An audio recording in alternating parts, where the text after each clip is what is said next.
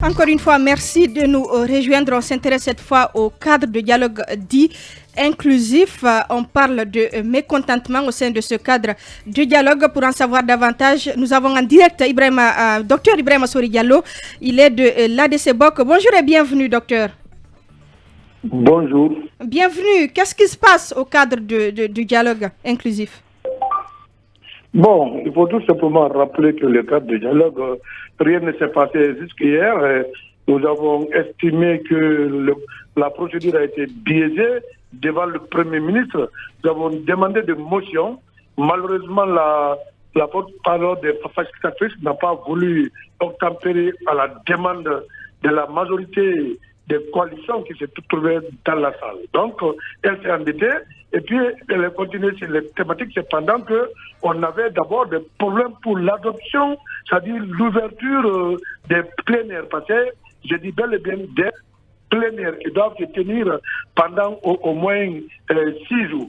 Donc c'est là où le problème a commencé.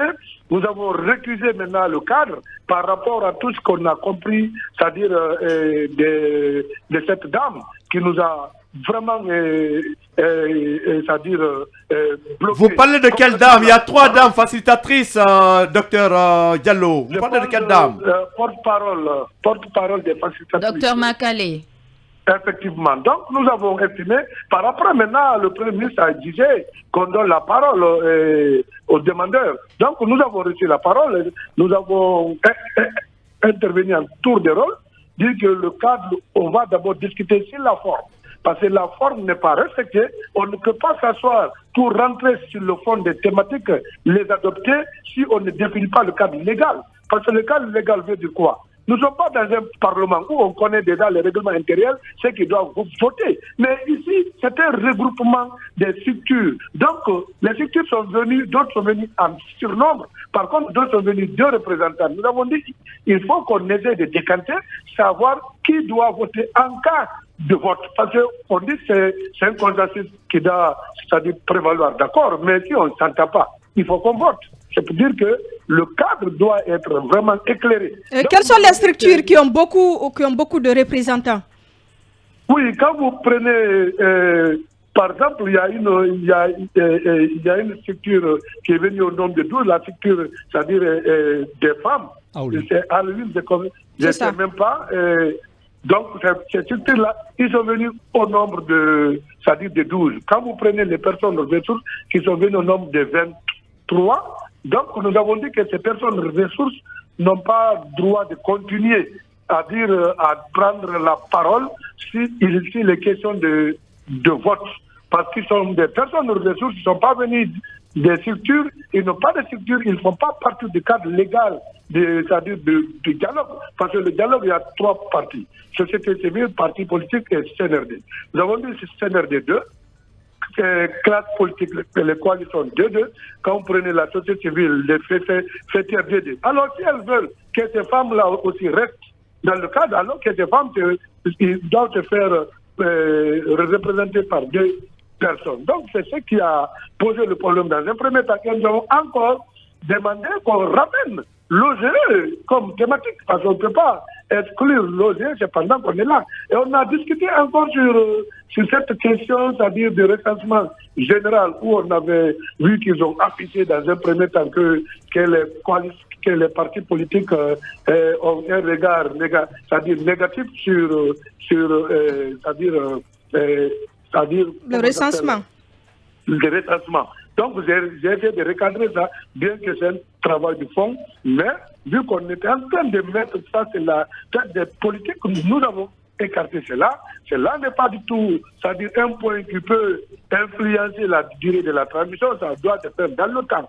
Donc, c'est pour dire que nous avons soulevé des exceptions qui collent bel et bien à la crédibilité du cadre de dialogue. Allez-y, Yaya. Monsieur Diallo, aujourd'hui, est-ce qu'avec le recul et tout le constat que vous venez en tout cas de dresser là, est-ce que vous avez eu tort d'avoir pris part à ce cadre de dialogue? Est-ce que vous vous êtes trompé de bonne foi peut-être? Non, vous n'avez rien compris parce que nous, on n'a pas eu tort. Nous sommes en Guinée. Quand il y a un cadre de dialogue, il faut venir. Maintenant, si tu constates que le cadre n'est pas vraiment propice, n'est pas légal, qui dénonce, qui quitte. C'est comme ça. Est-ce que vous allez quitter? Où on en est, monsieur Diallo? Est-ce que vous avez quitté ou est-ce que le problème a été réglé? Écoutez, nous avons annoncé, nous avons fait une déclaration. C'est une suspension de participation. Mais est-ce que votre action n'est pas venue tard parce qu'il fallait définir tous ces aspects dès le début, mais vous attendez, je crois, une semaine après et puis pour... Non, merci pour cette question. Ce que vous n'avez pas compris, le dialogue était en deux temps. Dans un premier temps, ce n'était pas le dialogue, c'était un séminaire de travail où on a mis les techniciens, y compris les politiques, la société civile, à travailler sur le fond, c'est-à-dire sur les documents. Maintenant, ces documents ont été débattus dans les groupes thématiques où tout le monde n'était pas là et on a jugé nécessaire, c'est-à-dire de regrouper maintenant tout le monde en plénière à chaque thématique exposée, rentrer sur le fond maintenant adopté. Donc, c'était un premier travail qu'il fallait faire. Ça, c'est déjà fait. Maintenant, autre question, oui. Quelles seront vos marges de manœuvre? Est-ce que vous allez vous limiter à quitter le dialogue ou bien vous aurez des actions à mener pour vous faire entendre? Non, vous savez, même ce matin, on apprend par là qu'ils ont pris en compte nos revendications, donc on vient les adopter ensemble, mais du non. Tant que le cadre légal n'est pas justifié, n'est pas vraiment validé, on ne peut pas discuter sur le fond. Donc c'est ce cadre légal qu'on demande. Ce cadre légal est la réclamation, je crois bien, de toute la classe politique, y compris ceux qui ne sont pas autour de la table. Si vous n'avez pas ce cadre de dialogue, au-delà de quitter le dialogue, qu'est-ce que vous allez faire d'autre? Non, ça qu'on va faire, nous sommes politiques, vous allez voir, sur le terrain. Est-ce qu'on pourrait vous retrouver? Mais vous avez écouté le Premier ministre hier dans son discours qui demande solennellement une trêve. Est-ce que cela ne voudrait pas dire que beaucoup d'actions seront réduites? D'ailleurs, on est dans l'interdiction des manifestations. Est-ce que vous avez réellement des marges de manœuvre? Non, quand on demande une trêve politique dans un pays, c'est là que les partis s'entendent. Si les partis ne sont pas d'accord, entre eux d'abord, il faut d'abord régler les problèmes entre les partis. Là, on peut aller à une trêve.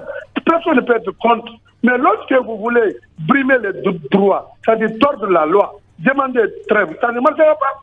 Docteur, vous avez dit tout à l'heure qu'on vous a appelé pour vous dire que vos réclamations ont été prises en compte. Il s'agit de quelles réclamations et est-ce que cela répond à vos attentes?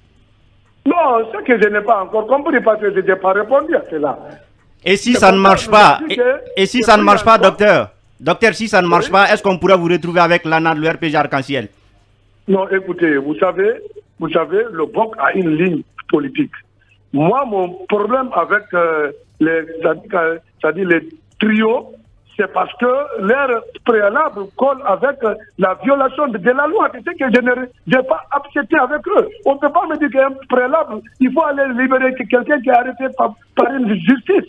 Je ne peux pas rentrer dans ça. Donc, je reste, c'est que si on discutait sur la transition, sur la problématique liée à la transition, on peut se comprendre. Mais si votre préalable, c'est de libérer un ministre qui est arrêté parce qu'il a mal géré, je ne rentre pas dans ça. Alors docteur, c'est vrai que vous suspendiez votre participation au cadre de dialogue, mais est-ce que le moment s'y prêtait, à l'heure où nous sommes, est-ce qu'il n'est pas judicieux de faire des compromis de part et d'autre pour justement